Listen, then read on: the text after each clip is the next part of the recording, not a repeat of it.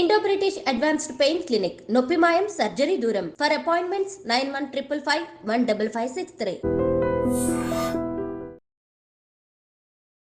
నమస్తే, welcome to I dream. నేను మీ ఝాన్సీ. ఇప్పుడు చిన్న పెద్ద అనే తేడా లేకుండా కాళ్ళ నొప్పులు అంటారు, కీళ్ళ నొప్పులు అంటారు. కొంతమంది యువకులు పుట్టుకతోని ముసలి వాళ్ళు అని చెప్పినట్టుగా మన యువత మొత్తం ఎక్కడికక్కడ బాడీ పెయిన్స్ అండి, మేము పనులు చేసుకోలేకపోతున్నాము, అలసటగా అనిపిస్తుంది, ఇవన్నీ చెప్తూ ఉన్నారు. ఆఫ్టర్ కరోనా ఇంకా పరిస్థితి కొంచెం మారింది అనే చెప్పుకోవచ్చు. మరి ఆయుర్వేదంలో ఎలాంటి చిన్న చిన్న రెమెడీస్తో మనం మన ఆరోగ్యాన్ని ఎలా సెట్ చేసుకోవచ్చు, ఇప్పుడు ఈ విషయాలన్నీ డిస్కస్ చేద్దాము. ప్రస్తుతం మనతో ఉన్నారు ప్రముఖ ఆయుర్వేద వైద్యులు చిట్టిబొట్ల మధుసూదన్ శర్మ గారు. ఈరోజు ఈ విషయాలన్నిటికీ కూడా ఒక క్లారిఫికేషన్ తెచ్చుకుందాం. నమస్కారం అండి. నమస్తే అమ్మా. సార్, కరోనా తర్వాత చిన్న పిల్లల్లో పెద్దవాళ్ళలో అందరిలో కూడా హెల్త్ ఇష్యూస్ చాలా మారిపోయాయి, బాడీలో కూడా చాలా చేంజెస్ వచ్చాయి. 20స్లో ఉన్న వాళ్ళు కూడా నేను పని చేయలేకపోతున్నాను కానీ, లేకపోతే కాస్త దూరం నడిస్తే అలసటగా ఉంటుంది కానీ, ఇవన్నీ చెప్తుంటున్నారు. కాళ్ళ నొప్పులు అని కూడా అంటుంటున్నారు. కొన్నిసార్లు ఏమవుతుందంటే ఇంట్లో పెద్దవాళ్ళు కూడా అంటున్నారు, 50-60 ఏళ్ళు వచ్చాయి మాకే రావట్లేదు, ఇప్పుడెందుకు మీకు అలా ఫీల్ అవుతున్నారు అని చెప్పి. మరి ఆయుర్వేదంలో ఈ కీళ్ళ నొప్పులకు కానీ, మనం బాగా యాక్టివ్గా ఉండడానికి కానీ ఎలాంటి చిట్కాలు పాటిస్తే మంచిదంటారు? చాలా చాలా ఉన్నాయమ్మా. ఇప్పుడు మీరు ఈ విషయం ప్రస్తావించేసరికి నాకు మరొక విషయం కూడా గుర్తొస్తుందమ్మా. ఓకే. పూర్వకాలము పిల్లలు పెద్దవాళ్ళని చూసుకునేవాడు జాగ్రత్తగా, వాళ్ళ ఆరోగ్య పరిరక్షణ నిమిత్తం. ఈ రోజుల్లో ఆధునిక కృత్రిమ నాగరికత ప్రభావం చేత పెద్దోళ్ళు పిల్లల్ని చూసుకోవాల్సిన రివర్స్ అయిపోయిందమ్మా. సో పెద్దోళ్ళు ఆరోగ్యంగా ఉండేటువంటి పరిస్థితి ఏర్పడుతుంది. కానీ ఈ రోజుల్లో 25-30 ఏళ్ళు వచ్చినటువంటి వాళ్ళకి నీరసము, నిస్తరణ, మోకాళ్ళ నొప్పులు, కాళ్ళ నొప్పులు, కీళ్ళ నొప్పులు మొదలయ్యేటువంటి పరిస్థితి ఏర్పడి అంతా ఉల్టా అయిపోయిందమ్మా. సో పిల్లల్ని కూర్చోబెట్టి పెద్దలు చూసుకోవాల్సిన పరిస్థితులు ఎదురైపోయాయి. సో పూర్వకాలం అయితే ఏదో పెద్దల్ని ఇంట్లో కూర్చోబెట్టేసి పిల్లలు చేసేవాళ్ళు సపర్యాలని. ఇప్పుడంతా వాళ్ళే మళ్ళీ పిల్లలు చేయాల్సి వచ్చింది. సో దీనికి రకరకాల 1,00,000 కారణాలు. సో ఏది ఏమైనప్పటికీ మోకాళ్ళ నొప్పులు తగ్గేందుకు చాలా అద్భుతమైనటువంటి రెమెడీస్ ఉన్నాయమ్మా న్యాచురల్ గా. సో మనం కొన్ని వీడియోస్ కూడా చెప్పడం జరిగింది. చాలా చాలా టాప్ టిప్స్, ఎక్స్పీరియన్స్ టిప్స్, అనుభవపూర్వకమైన యోగాలు చెప్పడం జరిగింది, ఫార్ములాస్, సింపుల్ రెమెడీస్. అది వాడేసి కూడా చాలా మంది మంచి రిజల్ట్ పొందేసి ఫీడ్బ్యాక్ ఇవ్వడం కూడా జరిగిందమ్మా. చాలా చాలా మంచి టిప్స్ అండి అని చెప్పేసి. అలాంటి టిప్పే మరొకటి చెప్తానమ్మా. దీనికి కావాల్సిన పదార్థాలు 4 అమ్మా.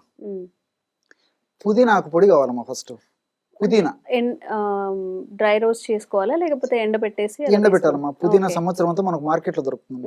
పుదీనా ఎప్పుడైనా దొరుకుతుంది, ఎగ్జాక్ట్లీ చాలా ఈజీగా పెరుగుతుంది. ఇళ్ళనే పెంచుతున్నారు ఈ మధ్య కాలంలో. సో పుదీనా ఆకు తెచ్చేసి బాగా కడిగేసేసి తుడిచేసి బాగా ఎండబెట్టేసేయాలమ్మా. ఎండబెట్టిన తర్వాత మిక్సీలో వేసేస్తే ఈజీగా పౌడర్ అయిపోతుంది. ఒక 25 గ్రామ్స్ పుదీనా ఆకు పౌడర్ తీసుకోవాలి. అదే విధంగా నల్ల జీలకర్ర పొడి అమ్మా. నల్ల జీలకర్రను కాస్త వేయించేసేసి, ఇది కూడా మనకు మార్కెట్ లో దొరుకుతుంది నల్ల జీలకర్ర, వేయించేసేసి పౌడర్ చేసేసి ఒక 25 గ్రామ్స్ ఈ యొక్క నల్ల జీలకర్ర పొడి తీసుకోవాలి. శొంఠి పొడి అమ్మా, డ్రై జింజర్ శొంఠి పొడి కూడా మనకు మార్కెట్ అదొక 25 గ్రామ్స్ తీసుకోవాలి. మిరియాల పొడి ఒక 10 గ్రాములు తీసుకోవాలమ్మా. మళ్ళీ ఒకసారి చెప్తాను చూడమ్మా. పుదీనా పొడి, నల్ల జీలకర్ర పొడి, శొంఠి పొడి ఒక్కొక్కటి 25 గ్రాములు. మిరియాల పొడి మాత్రం 10 గ్రాములు తీసుకోవాలి. ఘాటుగా ఉంటుంది అందుకు ఎగ్జాక్ట్ రివర్స్ వేసుకోకండి, చాలా బాధపడతారు తర్వాత, అవస్థపడతారు, మంట తీసుకుంటుంది. అవును. అందుకే కొద్దిగా వేసుకోవాలి మిరియాల పొడి. అంతా కలిపేసేస్తే బ్రహ్మాండమైనటువంటి మోకాళ్ళ నొప్పులు తగ్గించేటువంటి హెర్బల్ మెడిసిన్ రెడీ అయిపోతుందమ్మా.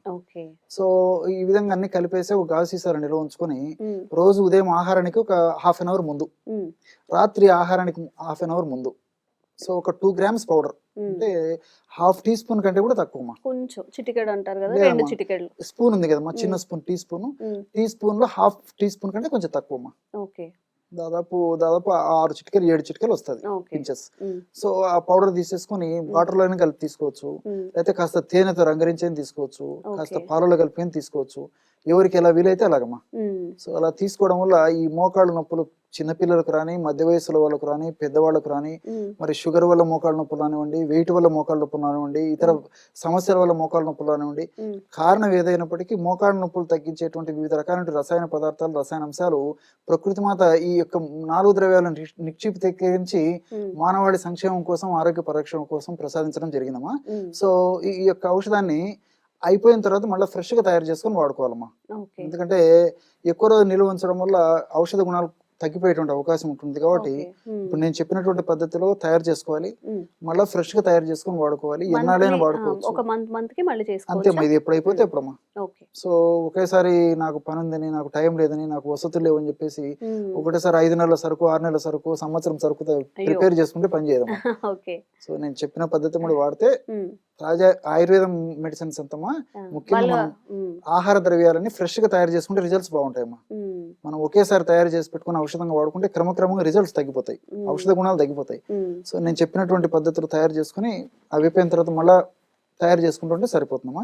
సో చాలా చక్కగా పనిచేస్తుందమ్మా ఈ యొక్క ఇది.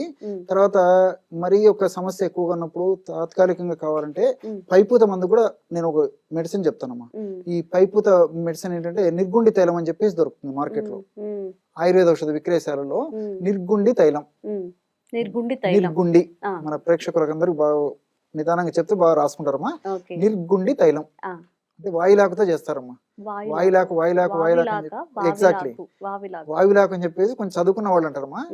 వాయులాకు అని చెప్పేసి పల్లెలో గ్రామ ప్రాంతాల్లో చెప్తారు. అంటే వాతాన్ని తగ్గించేటువంటి అద్భుతమైన శక్తి ఉంది కాబట్టి ఇది వాయులాకు అంటారు. వావిలాకు నిర్గుండి అని సంస్కృతంలో ఆ తైలం దొరుకుతుంది, దాన్ని తయారు చేసింది అది. తర్వాత కర్పూరాది తైలం, నిర్గుండి తైలం, కర్పూరాది తైలం రెండు ఈక్వల్ కలుపుకోనమా. ఆ నొప్పులున్న చోట అప్లై చేసుకోవడం వల్ల కొంచెం స్పీడ్ గా రిజల్ట్ వచ్చేస్తుంది. ఇది మాత్రం రెగ్యులర్ వాడుకోవడం వల్ల ఇంకా మనకు పైపూత మందు అవసరం లేకుండానే ఈ యొక్క సమస్య కూడా, మోకాళ్ళ నొప్పుల సమస్య తగ్గిపోతుంది.